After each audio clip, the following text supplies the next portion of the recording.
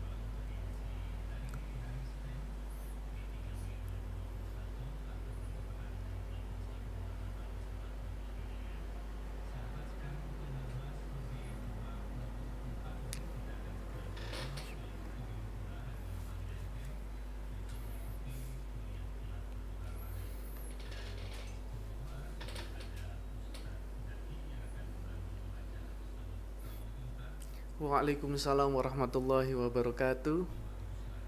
Baik, terima kasih Pak Soli Anwar atas waktunya. Assalamualaikum warahmatullahi wabarakatuh.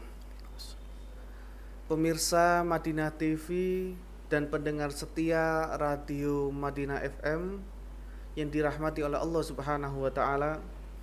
Senin sore yang cerah ini, alangkah baiknya kita semakin meningkatkan rasa syukur kehadirat Allah Subhanahu wa taala, karena pada hari ke-21 bulan Ramadan 1442 Hijriah, tanggal 3 Mei 2021, kita dapat menyaksikan dan mengikuti acara kuliah jelang berbuka dalam keadaan sehat walafiat. Salawat serta salam semoga tetap tercurahkan kepada junjungan kita Nabi besar Muhammad sallallahu alaihi wasallam.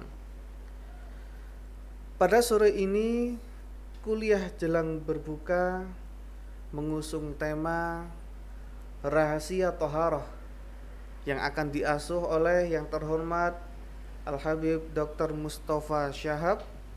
Assalamualaikum Habib. Waalaikumsalam warahmatullahi wabarakatuh. Bagaimana kabarnya Habib? Alhamdulillah sehat walafiat. Alhamdulillah.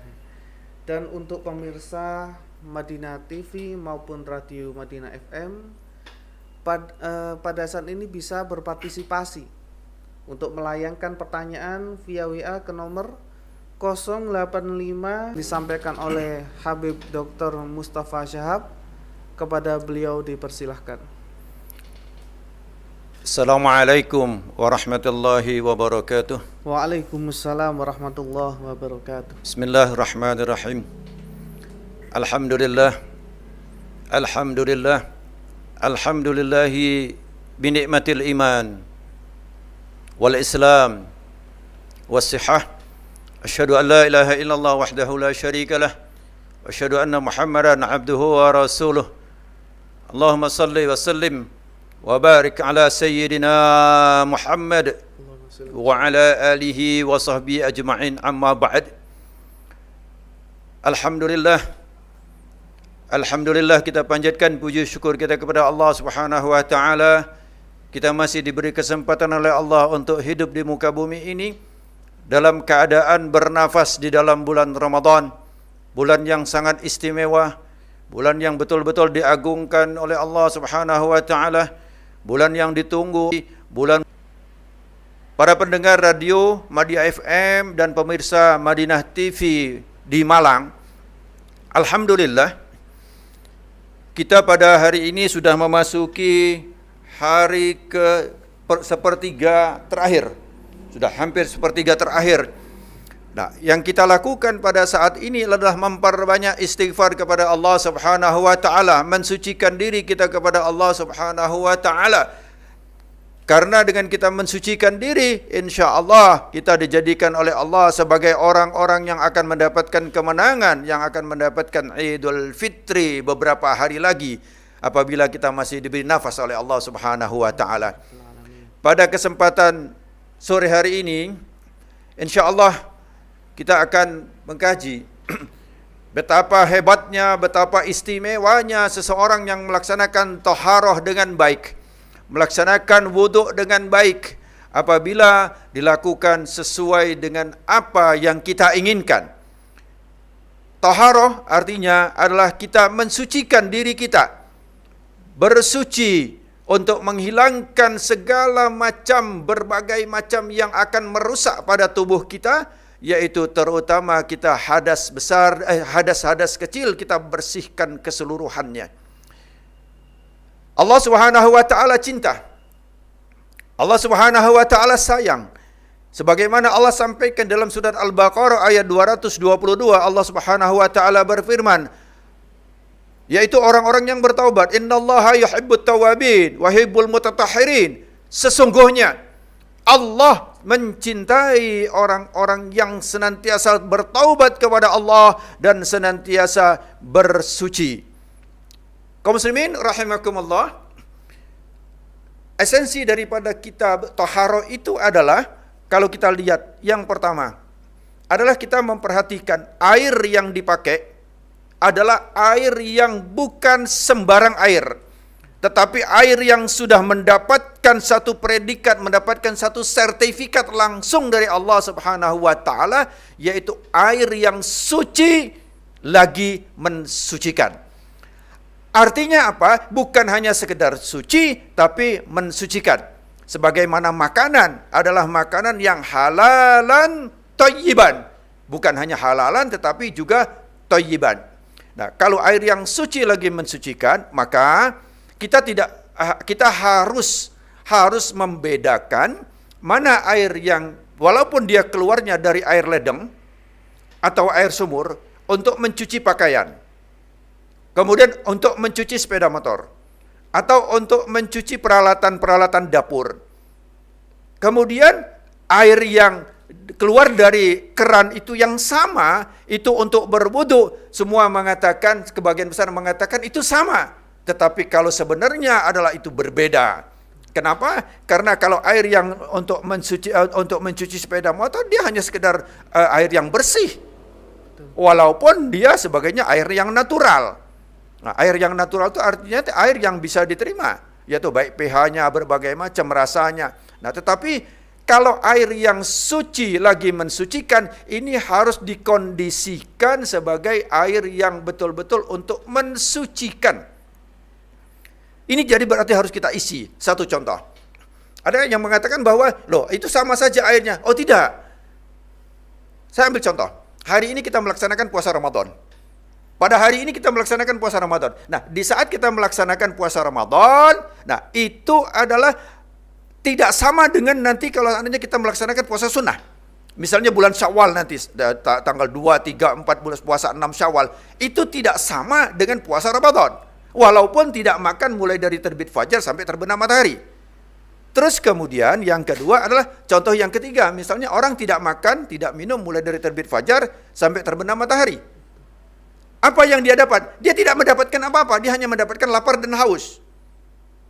Kemudian kalau puasa Syawal, misalnya dia puasa Syawal 100 kali, tidak bisa membayar atau sama dengan puasa Ramadan 1 hari. Berbeda, padahal sebenarnya pada syariatnya seolah-olah sama. Tidak makan, tidak minum, semuanya yang membatalkan sama. Tetapi yang pertama tidak mendapatkan apa-apa, yang kedua mendapatkan sunnah, yang ketiga mendapatkan fadilah yang luar biasa. Begitu juga wudhu. Kalau wudhu hanya sekedar kita langsung menjatuhkan air ke tangan, ke mulut, ke hidung, kemudian ke semua ini, ke anggota-anggota di dalam kita berwudhu, sebagaimana disampaikan oleh Allah di dalam surat Al-Ma'idah, yaitu ayat 6. Itu kita hanya sekedar membasahi. Tetapi kalau air itu kita isi dengan niat, satu demi satu kita isi dengan niat, untuk apa? Untuk mensucikan, maka kita akan mendapatkan keistimewaan yang luar biasa untuk mensucikan, bukan hanya sekedar zahirnya saja kita disentuh oleh air yang istimewa tadi, tetapi batin yang luar biasa. Ini insya Allah mudah-mudahan seperti itu. Oke. Terus kemudian mari kita coba satu demi satu. Kita mencuci mulut. Mungkin kita bisa lihat bagaimana mulut dicuci. Ya. Nah, mulut dicuci adalah kita bisa melihat di sini Ada rongga mulut yang dicuci. Apa itu rongga mulut? Mulut itu adalah, kalau bisa saya simpulkan, adalah satu lubang. Mulut itu kalau kita lihat di cermin, kita lihat di kaca, boleh kita mangap, boleh kita membuka mulut, bahwa mulut itu adalah satu lubang. Di mana apa? Lubang itu fungsinya untuk apa? Lubang tempat masuknya sesuatu dan lubang tempat keluarnya sesuatu. Kalau tempat masuknya sesuatu, mari kita lihat makanan. Makanan itu ada yang zahir, secara zahir dia bagus-bagus saja. Tetapi secara batin, misalnya ada satu makanan. Satu makanan ini halal atau haram, tidak tahu. Mungkin dapat dari mencuri, mungkin dapat dari korupsi, mungkin dapat dari ini. Itu kita tidak tahu. Nah, di sini pentingnya bahwa kita tahu halalan itu baik secara zahir maupun secara batin. Ini yang penting. Kemudian kedua adalah mulut adalah satu lubang tempat keluarnya sesuatu. Apa? Lisan kita. Nah, di sini pentingnya air wudhu, bukan air ledeng ya. Bukan air ledeng yang tidak diisi, tapi air wudhu yang betul-betul diisi, kemudian tanamkan di otak kita. Karena setiap makanan yang menyentuh saraf-saraf yang ada di otak, yang ada di mulut, itu akan langsung sambung ke otak. Langsung sambung ke otak dia. Baik itu rasanya, kemudian berbagai macam. Nah, kemudian kalau dia sudah masuk ke dalam mulut, kemudian masuk ke otak, itu akan terjadi memori. Akan terjadi memori. Nah, di dalam mulut ini, di saat kita memasukkan air ke dalam mulut kita, kita tanamkan pada diri kita, ya Allah, cuci mulutku ya Allah. Cuci mulutku ya Allah. Cuci dari apa? Kalau kita melihat dari sisi kedokteran, bahwa di mulut ini banyak sekali bakteri. Mulai dari ada yang jenisnya Staphylococcus, ya toh, mulai dari Staphylococcus yang ada alpha, beta, gamma, kemudian yang Streptococcus. Ini juga yang alfa, beta, gamma, banyak sekali bakteri. Dengan air wudhu yang diisi ini, Allah akan memberikan kesembuhan. Allah akan berikan kesembuhan kepada orang yang termasuk juga virus corona. Insya Allah Allah akan bersihkan kalau dengan wudhu dengan baik dan benar. Kita lanjut, yaitu hidung. Nah, kita lihat hidung. Hidung ini adalah hendaklah kita cuci juga. Bagaimana cara mencuci hidung? Karena hidung ini apabila ada sesuatu aroma yang masuk itu kemudian akan diteruskan ke otak. Mungkin digambarkan ke otak, ya toh? Digambarkan ke otak. Bagaimana ini sinyal-sinyal daripada saraf nomor 2, ini dia akan masuk ke otak. Yang satunya lagi akan masuk ke otak. Nah, ini kita bisa lihat di kamera ini. Nah, langsung masuk ke otak. Setiap informasi ke hidung melalui saraf nomor 1 yaitu saraf olfaktorius, dia akan informasi masuk ke otak. Nah, terus kemudian kita lanjut lagi tentang mata sekarang. Kemudian mata. Ini mata kita bisa lihat bahwa mata adalah pusat informasi. Kita bisa melihat warna. Kita bisa menjaga jarak. Ini adalah dari mata. Nah, dari mata ini kemudian akan disalurkan melalui saraf optik. Ini mungkin bisa digambarkan di saraf optik yang sebelah sini, dia terkumpul ke sini, terus kemudian akan disalurkan ke dalam otak. Kemudian otak menganalisa. Otak akan memberikan sesuatu yang luar biasa di dalam otak. Kemudian mata ini akan memberikan warna. Tapi kalau hidung tadi akan menyerap aroma, kalau mata ini Allah siapkan satu titik yang sangat luar biasa, mampu menampung memori tidak kurang daripada 10 juta warna. Ini satu luar biasa. Kenapa Allah siapkan itu? Insya Allah Al-Quran akan menjawab semua itu. Mudah-mudahan ini yang kemudian nanti bagaimana membasuh wajah, bagaimana kenapa telinga harus dicuci, kenapa tangan harus dicuci, kenapa kaki harus dicuci. Semuanya adalah karena Allah sayang kepada kita untuk membersihkan kita, bukan hanya zahir saja, tetapi yang istimewa adalah batin kita juga akan dicuci oleh Allah Subhanahu wa taala, asalkan cara wudhu kita juga diisi, bukan hanya sekedar air menyentuh tangan, menyentuh kulit, tetapi yang lebih dalam lagi adalah dia akan mencuci apa yang dicuci, otak akan dicuci. Terus kemudian apa lagi? Hati akan dicuci oleh Allah Subhanahu wa taala. Mudah-mudahan ini. Terima kasih Habib Dr. Mustafa. Ini ada berarti kalau ketika supaya wudhu kita ini berkualitas, artinya harus menghayati setiap basuhan anggota badan yang kita laksanakan. Ya. Sehingga memiliki makna yang berarti bagi tubuh kita. Ini ada pertanyaan dari Pak Ahmad dari Gadang. Beb izin bertanya, untuk pencegahan COVID-19 sebenarnya apakah cukup dengan dawamul wudu? Ya, alhamdulillah. Kita harus tahu dulu COVID. COVID ini dia tidak akan menyerang tubuh seseorang dari jauh, tetapi dia akan menyentuh. Menyentuh kemana? Menyentuhnya kepada 3 titik, yaitu tadi saya sudah sebutkan, yaitu hidung, ya, kemudian mata, hidung, mulut dan mata. Hidung, mulut dan mata. Kenapa enggak saya urut? Karena ini frekuensinya lebih sering pada hidung. Hidung, kemudian mulut dan mata. Terus kemudian kenapa kita sering banyak disebutkan bahwa harus sering-sering cuci tangan. Sebenarnya tangan tidak memberikan apapun untuk reaksi COVID. Sekali lagi, tangan tidak memberikan apapun untuk COVID. Kenapa? Karena tangan dia tidak bisa masuk. Dia dalam keadaan intak seperti ini tidak bisa masuk. Ya, bisa masuk apa? Kalau tangan kita ini memindahkan virus itu ke hidung, ke mulut, karena kita sering memegang wajah. Sering memegang wajah ini. Nah, terus kemudian mari kita lihat. Perkembangan virus terus berkembang begitu cepat. Tetapi sampai hari ini yang sepengetahuan saya bahwa virus itu dia masuk ke hidung, masuk ke mulut, atau masuk ke mata. Mata sangat sedikit sekali frekuensinya di mukosa mata. Nah, di hidung maupun di mulut itu dia butuh adaptasi dulu. Tidak langsung geruduk masuk ke dalam, enggak. Dia butuh adaptasi dulu. Adaptasinya berapa lama? Terakhir saya baca itu adalah 3 sampai 4 jam.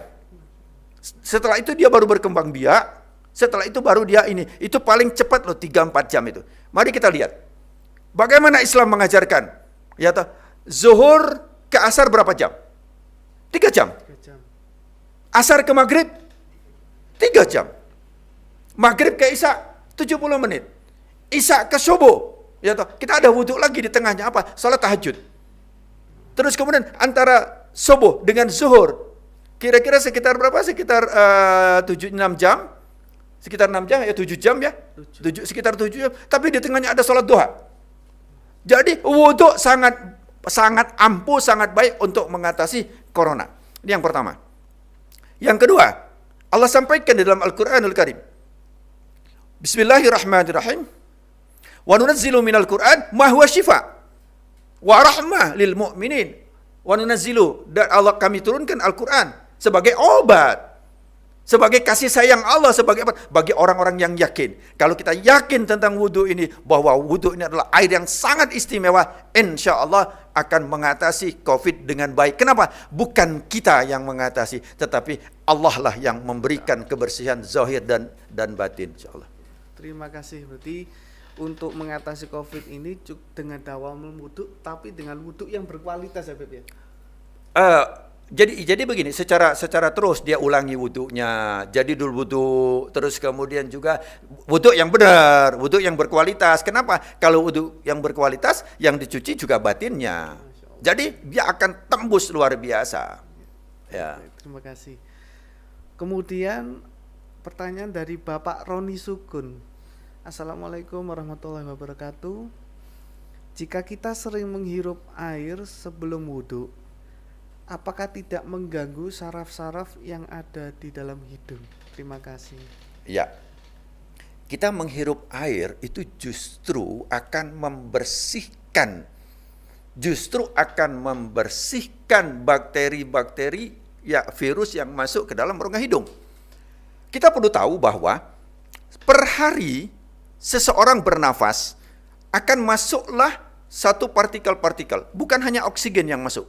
Bukan hanya oksigen. Jadi partikel-partikel yang masuk ke dalam hidung itu kita bernapas. Kalau kita hitung bernapas satu hari itu sekitar 24 sampai 28 ribu. Yang dikatakan bernapas adalah inspirasi masuk dan ekspirasi keluar. Inspirasi, ekspirasi. Nah, di saat masuk Itu bukan hanya oksigen yang Allah ciptakan, Allah siapkan dengan gratis ini, ya toh. Kemudian setelah masuk maka bakteri banyak. Allah siapkan.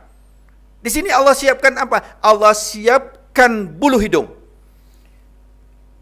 Mungkin bisa dilihat di sini. Allah siapkan bulu hidung yang begitu banyak. Kemudian Allah siapkan lendir. Lendir ini bukan sembarangan ya. Jadi kadang-kadang kita ada keluar air gitu. Itu bukan air yang sembarangan, itu air yang istimewa yang Allah letakkan di dalam lapisan-lapisan logah hidung. Terus kemudian apalagi? Allah siapkan lekukan-lekukan di dalam rongga hidung. Sehingga apa? Bakteri atau partikel-partikel yang masuk. Berapa partikel yang masuk setiap hari? Enggak terlalu banyak kok. 20 miliar setiap hari. Kalau tidak Allah siapkan bulu hidung, kalau Allah tidak siapkan ini, saya ambil contoh bulu hidung sekarang. Bulu hidung ini ya, pernah mungkin waktu kita masa kecil ya, waktu SMP atau SMA atau kita di madrasah ya, ini ada penggaris. Nah, penggarisnya dari plastik, kemudian kita gosokkan di kepala. Setelah kita gosokkan di kepala, kemudian kita gosokkan kemana? Kita letakkan di mana?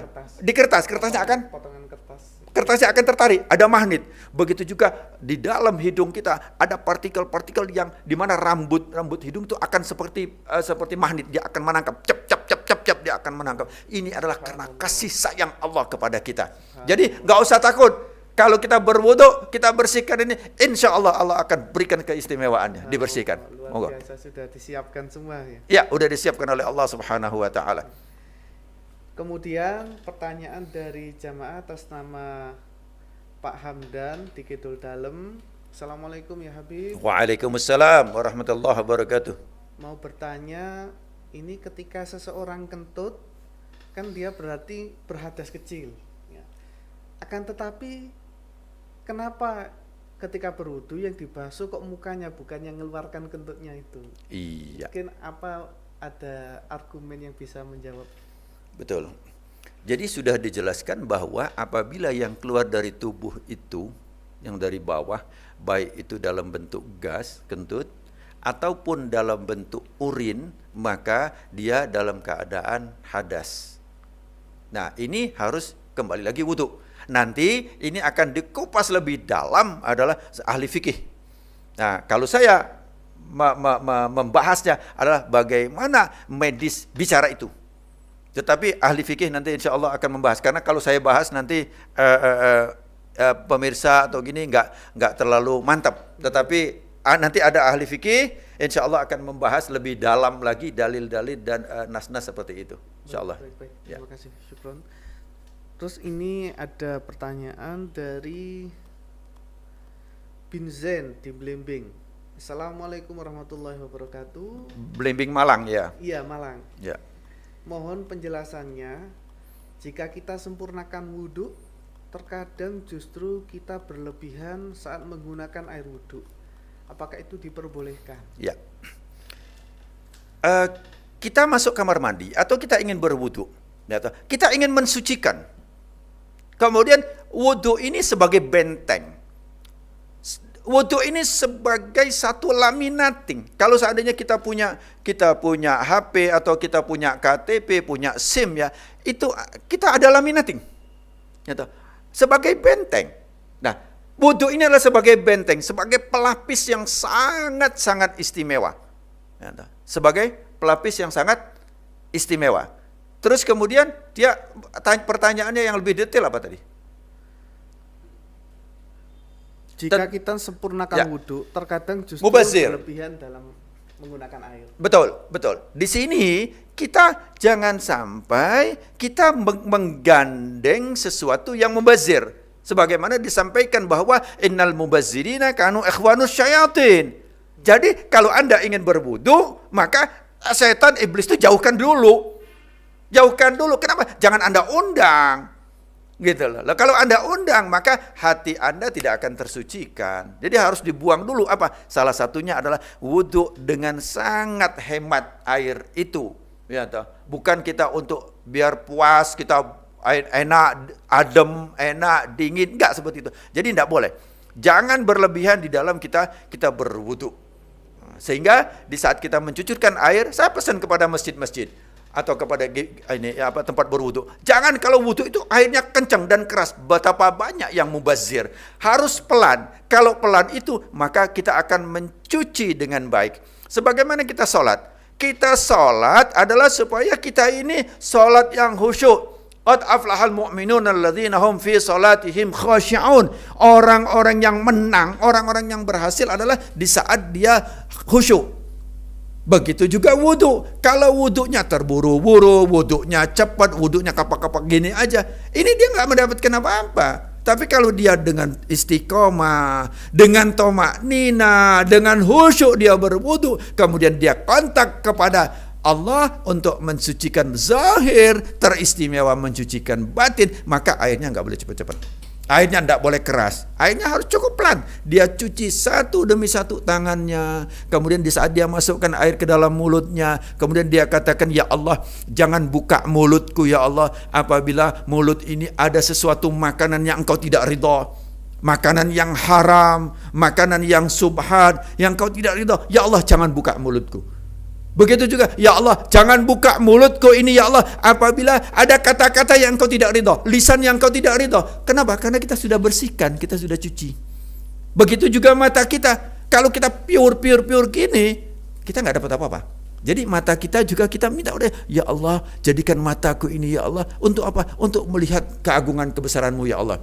Sebagaimana Allah sampaikan dalam surat Al-Imran ayat 191. Bismillahirrahmanirrahim. Inna fi khalqis samawati wal ardi wa ikhtilafil lail wan nahar la ayatil liulil albab.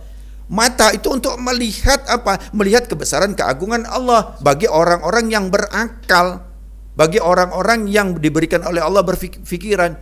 Seperti itu. Jadi tidak boleh. Jadi jangan, ini sekarang ini banyak sekali wudu itu asal basah aja. Mari kita esensi dari wudu itu sebenarnya untuk mensuci itu. Insyaallah mudah-mudahan. Baik, baik, terima kasih luar biasa. Kemudian pertanyaan yang masuk di link YouTube, di komen link YouTube dari Pak Hadi Sarjono. Assalamualaikum warahmatullahi wabarakatuh. Waalaikumsalam warahmatullahi wabarakatuh. Mohon izin bertanya Ustadz, apakah ada relasinya antara kualitas wudu dengan kualitas sholatnya? Ya, terima kasih Pak Hadi yang ada di Serpong. Beliau orang yang betul-betul memperhatikan di dalam wudu ini. Masya Beliau sering ngikutin saya, alhamdulillah. Jadi kualitas wudu ini sangat menentukan untuk kualitas sholat. Kalau wudunya rusak, maka sholatnya rusak. Jadi harus betul-betul perhatikan wudu. Bahkan bukan hanya wudu saja. Pernah di masjid ini juga saya sampaikan bagaimana kualitas kita di dalam buang air kecil. Kalau buang air kecilnya salah, masih ada sisa, maka wudunya rusak. Wudunya rusak, maka sholatnya rusak. Seperti tadi, ada pertanyaan tadi, gimana kalau kentut atau keluar angin? Bagaimana kita harus wudu lagi? Nah ini juga begitu. Gimana kalau urin itu masih ada sisa? Masih ada sisa, ya di saat dia ruku keluar, di saat dia sujud keluar, maka rusaklah wudunya, maka rusaklah sholatnya. Jadi sangat berpengaruh, kaitannya sangat erat sekali antara kualitas sholat itu sangat diawali dengan kualitas daripada wudu. Insyaallah. Masya Allah, terima kasih. Kemudian ini agak masuk bagian toharo. Ya. Kalau kita mensucikan najis mughalladhah, jilatan anjing, kenapa kok harus memakai tanah padahal kelihatannya tanah itu kotor? Ya. Nah, ini. Ya, alhamdulillah. Ini pertanyaan dari siapa ini? Dari Bapak Ali. Pak Ali. Jadi begini Pak Ali, saya tidak pernah melakukan penelitian, tetapi ada satu buku yang saya baca, yaitu ada penelitian di Jerman. Alhamdulillah, seorang dokter, kemudian dia seorang ahli kimia, kemudian dia pertanyaan ini persis, pertanyaan antum ini persis sama. Dia tanya, kenapa sih orang Islam ini bukan seperti sebelumnya belum Islam dia, ya. Kemudian dia bertanya, kenapa kok orang Islam itu menggunakan tanah? Dia coba jilatan anjing itu dicuci dengan air biasa. Enggak. Bakteri-bakteri, basil-basil yang ada itu setelah dilihat dengan mikroskop, itu masih banyak. Dicuci dengan teknologi, dengan apa? Dengan sabun. Berbagai macam sabun dia coba. Ternyata setelah tangannya dijilatkan, kemudian setelah itu dia cek bakterinya banyak, kemudian dicuci dengan sabun. Cuci dengan sabun gini, udah dipakai air, ternyata masih ada. Terus kemudian setelah dia beberapa kali dia uji coba, tapi Islam mengajarkan kenapa pakai tanah. Ini luar biasa. Kenapa? Inilah ilmu dan teknologi, Pak. Bahwa dengan ikra, dengan ilmu, maka dia akan mendapatkan petunjuk Allah. Apa? Setelah dia coba, kemudian salah satu dia gunakan dengan tanah, kemudian dia cuci, setelah itu dia lihat, maka basil-basil atau virus atau bakteri-bakteri itu hilang sama sekali. Ini luar biasa. Kenapa luar biasa? Ini Allah menunjukkan mukjizat bahwa dia mendapatkan hidayah dari Allah Subhanahu wa taala. Islam itu ikra. Islam itu membaca, kita dibuka oleh Allah Subhanahu wa taala. Bahkan Allah sampaikan di dalam Al-Qur'anul Karim, sebutkan seperti tadi yang saya sampaikan Ali Imran tadi, Allah suruh buka mata kita, buka telinga kita, buka semua wawasan kita. Untuk apa? Untuk memberikan informasi ke otak. Nanti otak itu akan apa? Bismillah, Iqra bismi rabbikal ladzi khalaq. Iqra, baca dengan nama Tuhanmu yang menciptakan kamu, termasuk menciptakan otak. Jadi jelas bahwa jilatan anjing ini, kenapa ini sudah ada diteliti di Jerman. Alhamdulillah beliau yang dari Jerman ini alhamdulillah sudah menjadi saudara kita, dia sebagai seorang mu'alaf, bahkan sudah menjadi muslim yang kuat, yang bagus karena keyakinan ini. Oke, makasih. Masya Allah. Kemudian ada pertanyaan dari Pak Lukman Sawan. Oh, Pak Lukman, ya, apa kabar Pak Lukman? Alhamdulillah. Ya.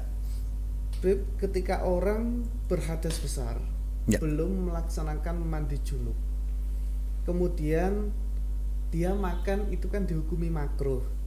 Apakah yang demikian ini ada dampak negatif atau penyakit bagi orang yang melaksanakan semacam ini? Ya. Jadi begini, ini adalah kemantapan seseorang. Ya toh? Kan disebutkan makruh. Makruh itu boleh. Ya toh? Tapi derajatnya lebih rendah. Tapi kalau dia suci, alhamdulillah, itu lebih bagus. Lebih bagus dia kalau seandainya dia sucikan dulu diri dia, ya toh. Tapi kalau mungkin nggak mampu karena ya mungkin kota Malang dingin, ya toh. Oh nanti mundur dulu lah, ya toh. Ya bisa aja. Nah jadi alangkah baiknya kalau seandainya di saat-saat dia memakan ini akan juga menjadi sesuatu yang bersih, sebagaimana dia makan itu menginginkan yang halalan thayyiban. Kalau wadahnya, tempatnya itu sudah dalam keadaan suci, insya Allah yang masuk pun dalam keadaan lebih suci lagi. Makasih. Ya. Terima kasih. Kemudian ini datang pertanyaan dari Pak Yahya Jakarta. Ya. Assalamualaikum Bib. Waalaikumsalam warahmatullahi wabarakatuh. Bagaimana wudhu di kamar mandi yang WC-nya jadi satu? Ya. Ya, jadi begini, kalau wudhu di kamar mandi WC-nya di satu, ada sebagian yang mengatakan jangan, karena di situ ada WC. Tetapi ada lagi yang memaknai bahwa WC itu di saat dipakai, dia sebagai WC. Tapi kalau sudah ditutup ya sudah nggak jadi WC lagi, jadi boleh wudhu. Nah, cuma ada sebagian juga yang mengatakan kalau wudhu di luar itu niatnya jangan keluar.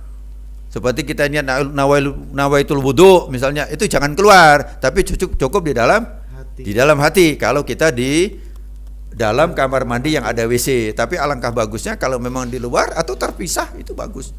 Terpisah. Okay. Terpisah lebih bagus betul ya? Ya, terpisah itu lebih bagus. Tapi kita juga melihat kondisi daripada rumah masing-masing. Kadang-kadang dia sekalian ini atau WC-nya, terus kemudian di sininya ada kerannya untuk kondisinya.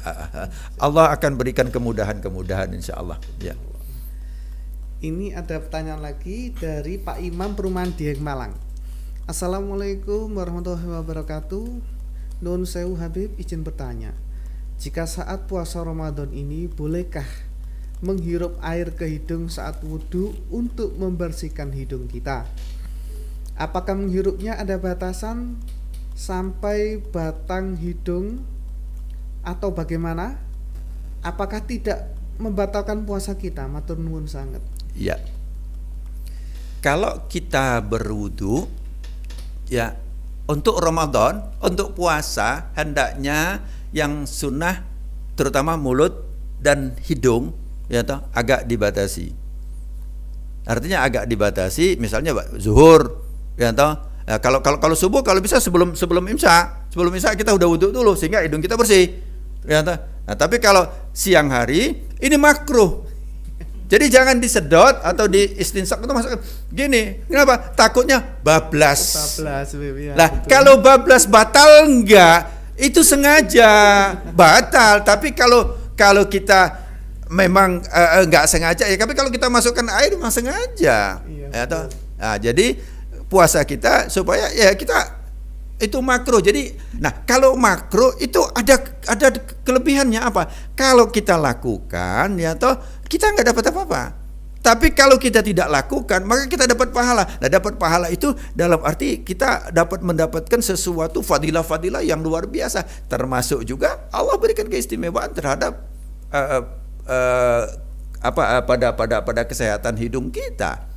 Seperti itu, insyaallah. Ya. Ya Allah, terima kasih. Ya. Jadi kadang modus ya Habib ya. Ya. Istinsak 3 kali yang keluar 2 kali ini bahaya juga ya.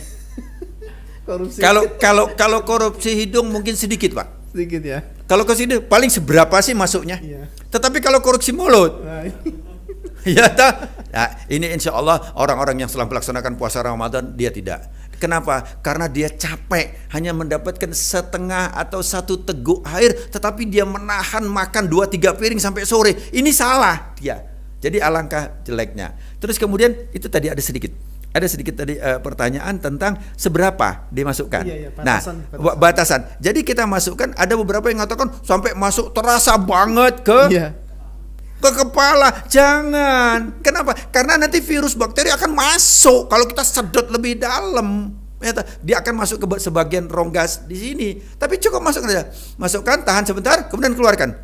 Keluarkan sebelah kanan, keluarkan, dan sebelah kiri keluarkan. Sudah cukup. Tujuannya untuk membersihkan ini saja.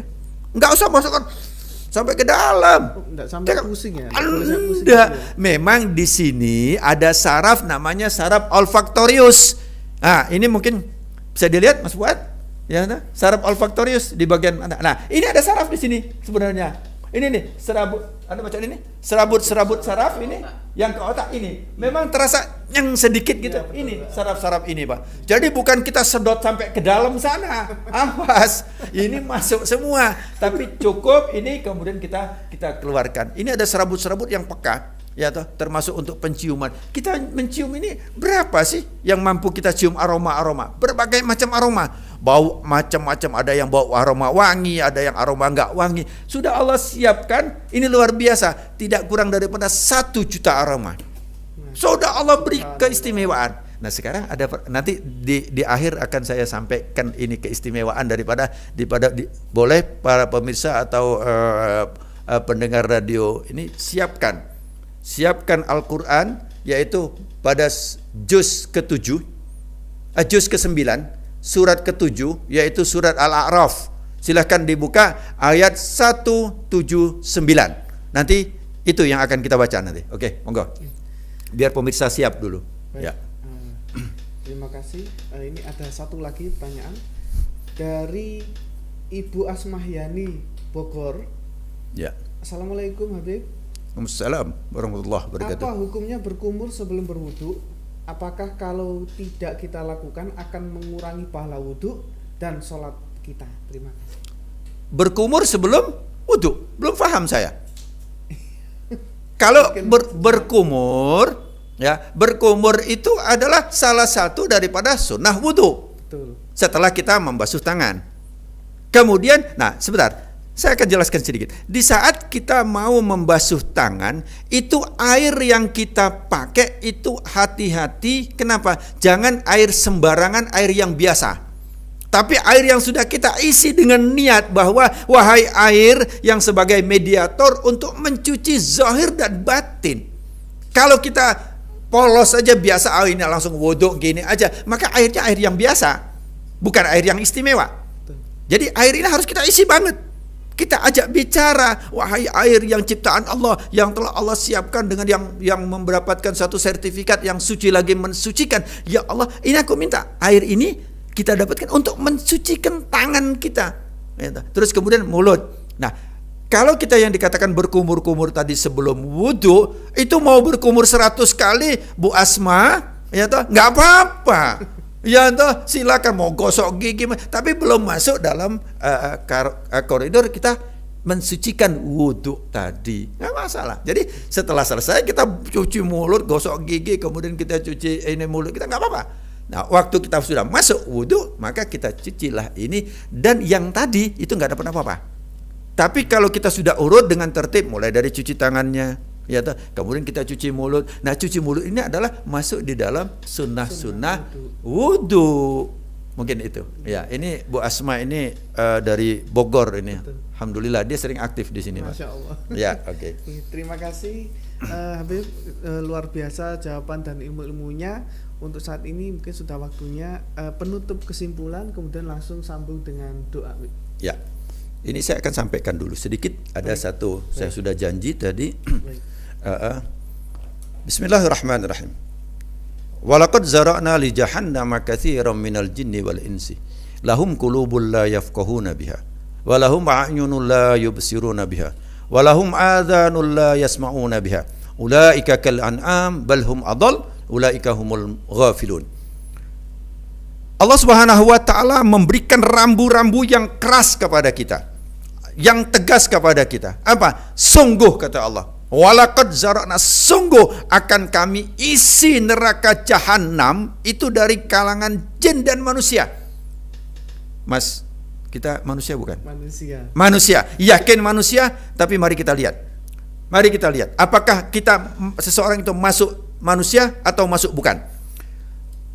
Manusia itu Allah beri hati. Di sini Allah sebutkan mereka memiliki hati, diberi hati, tetapi tidak dipergunakan untuk memahami ayat-ayat Allah.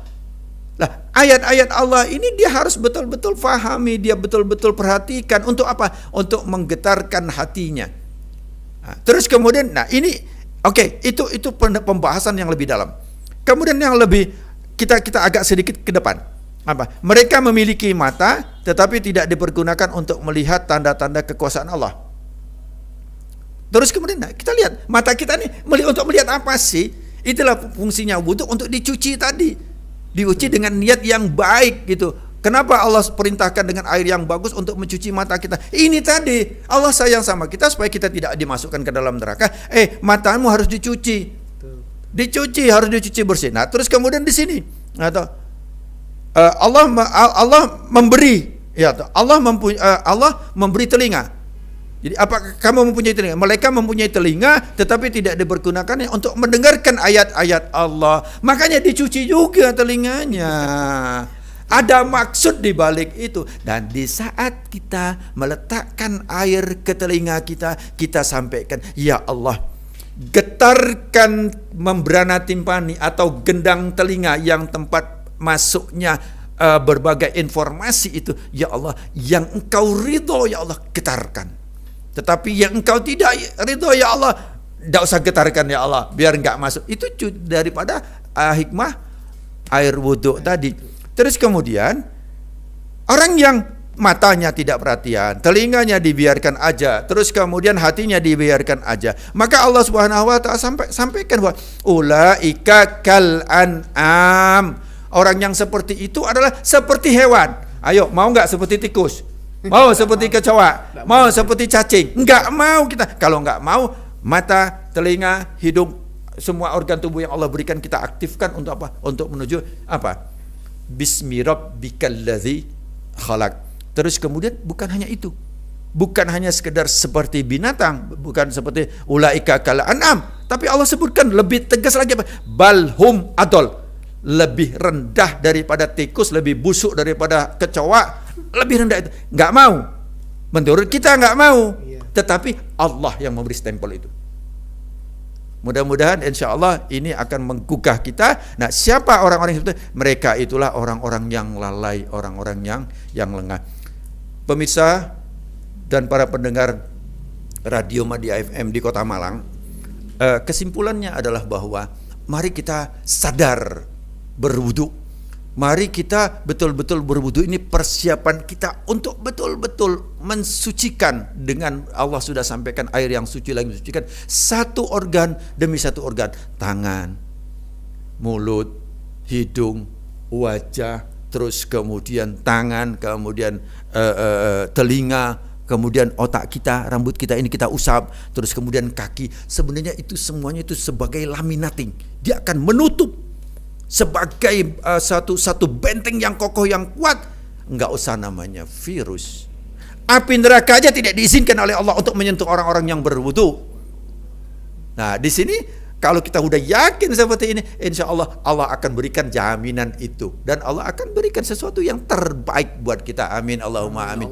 Mudah-mudahan insya Allah kita diberikan kekuatan oleh Allah Subhanahu wa taala. Amin Allahumma amin. Sebelum kita doa, mari kita sama-sama semuanya yang ada di rumah maupun ini, kita menjelang berbuka ini memperbanyak istighfar. Mari kita memperistighfar. Astaghfirullah Rabbal baraya, astaghfirullah minal khataya. Kemudian kita syahadat kepada Allah. Ini doa qabla maghrib. Qabla maghrib, sebelum maghrib. Asyhadu an la ilaha illallah, astaghfirullah, nas'aluka ridhaka wal jannah wa na'udzubika min syahhatika wan nar. Asyhadu an la ilaha illallah, astaghfirullah, nas'aluka ridhaka wal jannah wa na'udzubika min syahhatika wan nar. Asyhadu an la ilaha illallah, astaghfirullah, nas'aluka ridhaka wal jannah wa na'udzubika min syahhatika wan nar. Allahumma innaka afun karim tuhibbul afwa fa'fu 'anna. Allahumma innaka afun karim tuhibbul afwa fa'fu 'anna. Allahumma innaka afun karim tuhibbul afwa fa'fu 'anna ya karim. Bismillahirrahmanirrahim. Alhamdulillahirabbil alamin. Allahumma shalli wa sallim wa barik ala sayyidina Muhammad walhamdulillahirabbil alamin. Allahumma rabbana atina min ladunka rahmatan wa hayyi' lana min amrina rasyada. Rabbana ighfir lana ولوالدينا ولآبائنا ولأمهاتنا ولأخواتنا ولأولادنا ولجداتنا ولمشايخنا ولجميع المسلمين والمسلمات والمؤمنين والمؤمنات الأحياء منهم والأموات برحمتك يا أرحم الراحمين. ربنا هب لنا من أزواجنا وذرياتنا قرة أعين وجعلنا للمتقين إماما. اللهم اهتم لنا بالإيمان، اللهم اهتم لنا بالإسلام، اللهم اهتم لنا بحسن الخاتمة. يا مقلب القلوب ثبت قلبنا على دينك، يا مقلب القلوب ثبت قلبنا على طاعتك. ربنا آتنا في الدنيا حسنة وفي الآخرة حسنة وقنا عذاب النار وادخل الجنة مع الأبرار يا عزيز يا غفار يا رب العالمين. سبحان ربك رب العزة عما يصفون وسلام على المرسلين والحمد لله رب العالمين. Para pemirsa, saya secara pribadi, saya sekali lagi mohon maaf yang sebesar-besarnya apabila dalam penyampaian atau kita ketemu saya banyak berbuat salah, banyak berbuat keliru. Saya mohon maaf karena kita tidak tahu berapa hari lagi, berapa bulan lagi nafas kita akan berhenti. Kemudian kita sudah pakai kain kafan. Saya berharap mudah-mudahan hablum minannas sudah selesai semua. Mudah-mudahan Allah mendapatkan ampunan dari Allah Subhanahu wa taala. Amin Allahumma amin. Alafu minkum. Assalamualaikum warahmatullahi wabarakatuh. Waalaikumsalam warahmatullahi wabarakatuh. Terima kasih Habib Dr. Mustafa yang luar biasa menyampaikan materi-materinya. Semoga dapat memberikan manfaat bagi kita semuanya. Amin ya rabbal alamin. Saya selaku moderator mohon undur diri, kurang lebihnya mohon maaf apabila ada kekurangan. Assalamualaikum warahmatullahi wabarakatuh. Waalaikumsalam.